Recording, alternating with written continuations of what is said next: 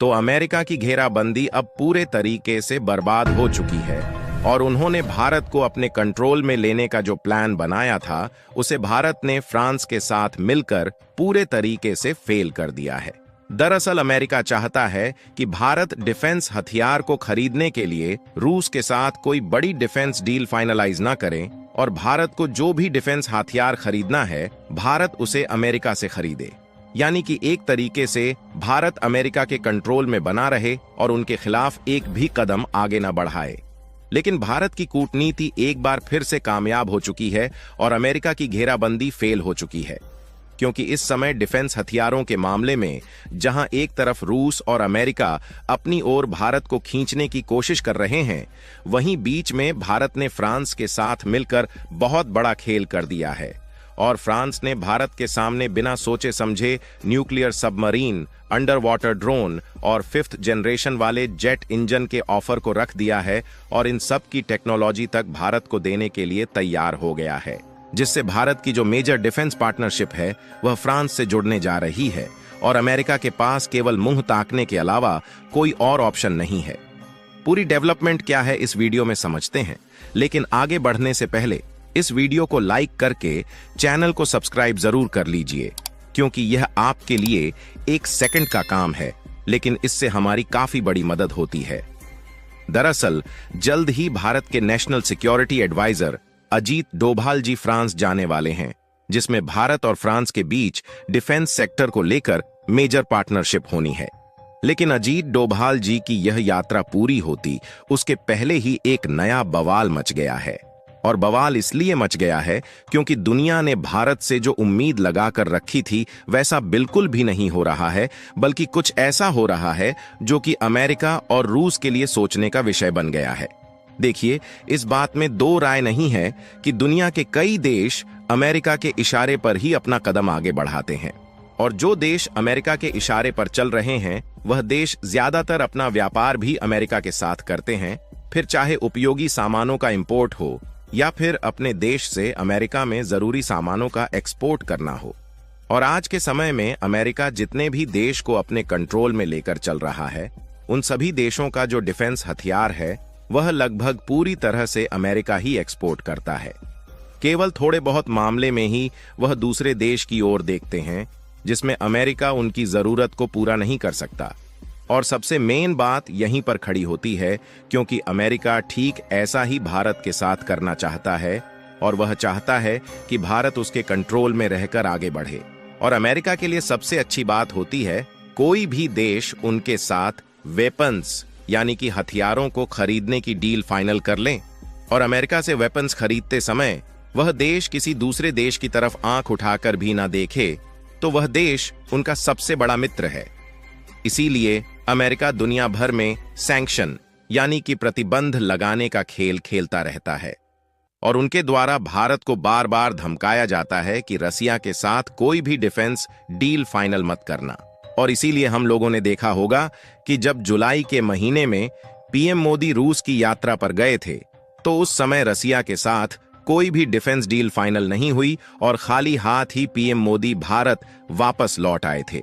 और इसके बाद यह भी देखा गया कि पश्चिमी देशों ने मिलकर जापान के द्वारा भारत की कई कंपनियों पर सैंक्शन लगवाया और उन पर यह आरोप लगाया गया कि यह कंपनियां रूस को गोला बारूद बनाने वाले सामान भेज रही हैं। और अमेरिका का भारत से इनडायरेक्टली यही कहना है कि पुराने समय में भले ही तुम्हारा मित्र रूस रहा होगा, लेकिन अब हम तुम्हारे साथ ज्यादा व्यापार करते हैं और तुम व्यापार में लाभ हमसे कमाते हो, इसलिए तुम हथियार भी हमसे खरीदोगे। हालांकि अमेरिका का यह कहना ठीक है कि भारत का अमेरिका में व्यापार होने से काफी ज्यादा लाभ होता है, लेकिन इसका मतलब तो यह नहीं है कि भारत को अमेरिका के इशारों पर अपने फैसला लेने की जरूरत है। और यह बात जब हमारे सामने आती है तो दुनिया हमें 2 गुटों में बटी हुई दिखाई देती है। एक तरफ हो जाता है रूस और दूसरी तरफ अमेरिका। अमेरिका के साथ खड़े हैं नाटो मेंबर्स, जो कि कुल मिलाकर 32 देशों का संगठन है, जिसमें सबसे ताकतवर देश खड़े हैं फ्रांस और ब्रिटेन। फ्रांस और ब्रिटेन ये दोनों वही देश है जो कि अमेरिका के हमेशा पिछलग्गू बने रहते हैं। हालांकि ये दोनों देश अपनी नजर में तो बहुत ऊपर है, लेकिन दुनिया की नजर में पिछलग्गू ही देखे जाते हैं। और इसमें खासकर फ्रांस उठकर दोबारा से खड़ा होना चाहता है और अमेरिका से अपना पीछा छुड़ाना चाहता है, क्योंकि फ्रांस अब अपनी पुरानी बातों को याद कर रहा है।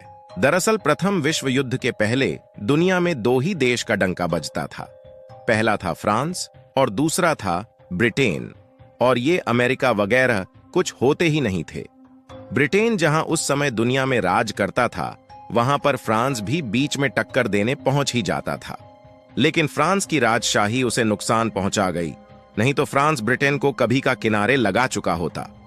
और आज के समय में भी यूरोप में कोई सबसे पावरफुल देश है तो पहला है फ्रांस और दूसरा है ब्रिटेन। लेकिन समस्या वाली बात यह है कि उस समय इनसे अपनी पावर संभाली नहीं गई और कई देशों के बीच प्रथम विश्व युद्ध में भिड़ गए। लेकिन उस समय अमेरिका ने दिमाग लगाया और बीच में दलाल बनकर आया और इन देशों को हथियार बेचकर इनको आपस में ही लड़वाता रहा। इसी तरह दूसरे विश्व युद्ध में भी इन देशों को झगड़ता देखकर अमेरिका हथियार बेचकर खूब पैसे कमा ले गया, जिससे धीरे धीरे अमेरिका अमीर देश बनता चला गया। लेकिन आज के समय में भी अमेरिका इसी सिद्धांत पर चल रहा है और दुनिया को आपस में लड़ाकर पैसा कमाना ही इनका सबसे बड़ा इनकम सोर्स बना हुआ है। फ्रांस ये सब कुछ जानता है और उसके पास भी वीटो पावर है, लेकिन इसके बावजूद भी वह अमेरिका के सामने मजबूर बना हुआ है। इसीलिए फ्रांस वह सभी मौके तलाशता है जिससे वह अमेरिका से आगे जा सके और अमेरिका को सीधी आंखें दिखा सके। यहां पर भारत ने फ्रांस और अमेरिका के बीच एक और उलझन पैदा करने में कामयाबी हासिल कर लिया है, क्योंकि जैसे जैसे भारत का व्यापार अमेरिका के साथ बढ़ता गया, अमेरिका भारत पर अपना हक जताने की कोशिश करने लगा। लेकिन भारत से उलझेंगे तो भारत जियोपॉलिटिक्स तो जानता ही है, क्योंकि भारत दुनिया का सबसे बड़ा लोकतंत्र देश लेकर आगे बढ़ रहा है। यहां पर अमेरिका की तरफ जाती हुई तीर को भारत ने अचानक मोड़ दिया, क्योंकि इन्होंने भारत को पिछले साल डेमो के रूप में MQ-9 ड्रोन टेस्ट करने के लिए दिया था। और जब पीएम मोदी अमेरिका की यात्रा पर गए थे तो इन्हें यह लग रहा था कि भारत इसे खरीदेगा और ये गठरी बांधकर इस बार भारत के पास MQ-9 ड्रोन को भेज देंगे और भारत इन्हें पैसे देता रहेगा, क्योंकि इसके लिए अमेरिका को $4 मिलियन भारत से मिलने वाले थे। लेकिन भारत ने ऐसा नाच नचाया कि ये देखते रह गए और मोदी जी नई दिल्ली में वापस भी आ चुके हैं। लेकिन ऐसा बिल्कुल भी नहीं हुआ, बल्कि दूसरी ओर भारत को फ्रांस की तरफ से एक बहुत बड़ा ऑफर मिल चुका है, जिसमें फ्रांस ने न्यूक्लियर सबमरीन, 5th जनरेशन वाले जेट इंजन और अंडर वाटर ड्रोन को उनकी टेक्नोलॉजी ट्रांसफर के साथ साथ भारत को ऑफर कर दिया है। और भारत तो यही चाहता था कि हथियार भी मिले और उसकी टेक्नोलॉजी भी मिल जाए, ताकि हम खुद भारत में मेक इन इंडिया के तहत बना सके। और खास बात यह है कि भारत के सुरक्षा सलाहकार अजीत डोभाल इन सब की पार्टनरशिप के लिए खुद फ्रांस जाने वाले हैं। भारत की शानदार कूटनीति के लिए कमेंट बॉक्स में भारत को बधाई जरूर दें। और हमने इतने जटिल कॉन्सेप्ट को काफी आसान शब्दों में समझाया है, उसके लिए इस वीडियो को एक लाइक करके अपने मित्रों तक शेयर जरूर करें।